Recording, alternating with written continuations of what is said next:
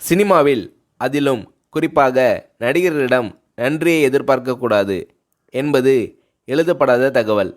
ஆனால் குறிஞ்சிப்பூ போல் நன்றி மறப்பது நன்றன்று என்ற எண்ணம் கொண்ட நடிகர்கள் வெகு சிலர் உண்டு. அதில் வடிவேலும் ஒருவர்.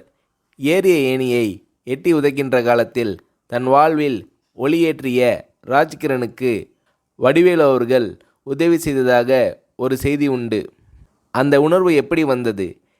இதை பற்றி வடிவேலு அவர்களை ஒரு முறை சொன்னபோது, எப்படின்னு சொல்கிறது கஷ்டம்ன, ராஜகிரண் சார் இல்லைனா நான் இல்லை, இந்த புகழ் வசதி வாய்ப்பு எதுவுமே இல்லை, அவர்தான் கை தூக்கி விட்டு சோறு போட்டார், எனக்கு அவர் கடவுள் மாதிரி, அப்பேற்பட்ட மனுஷனுக்கு கஷ்டம் வந்தால் பார்த்துக்கிட்டு சும்மா இருக்க முடியாதுண்ணே, அதனால் என்னால் முடிஞ்ச உதவியை செஞ்சேன், அதை உதவின்னு சொல்கிறதே பெரிய வார்த்தைண்ணே, நன்றி கடன்னு தான் சொல்லணும், இன்னும் கூட தீர்க்க முடியாத நன்றி கடன் அது என்று உருகுகிறார் வடிவேலு.